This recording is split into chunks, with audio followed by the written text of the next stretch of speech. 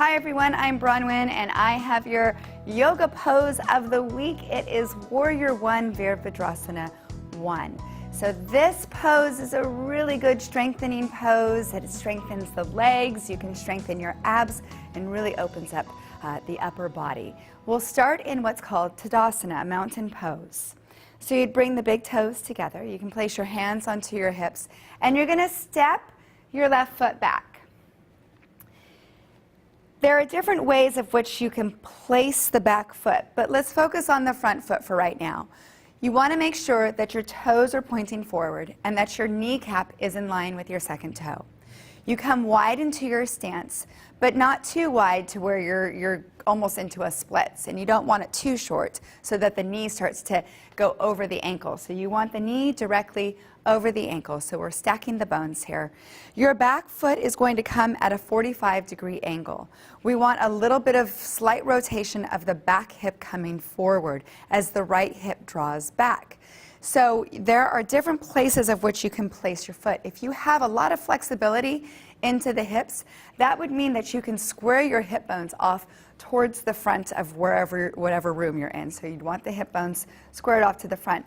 If you need a little more space into the lower back, especially into the sacrum area, you can always move the foot over a little bit to your left so that you can create a little more space into the lower back, because we always want to keep the back nice and safe. So you can always just place the foot to where it's most comfortable. Ideally, we do want our hips to eventually square off. You lunge down into the front leg. You're going to feel a nice stretch through the inner thigh, and especially here into the hip flexor as well as into that psoas. So you lunge down nice and deep, and you make sure that you're breathing, and then you place your hands at your heart. So this would be a modified version if it's challenging for you to reach your arms up and over your head.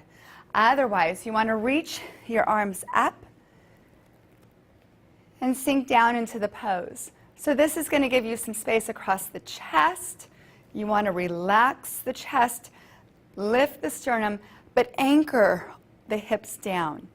Slightly rotating the biceps in towards your ears, so that'll have your pinkies turn in slightly.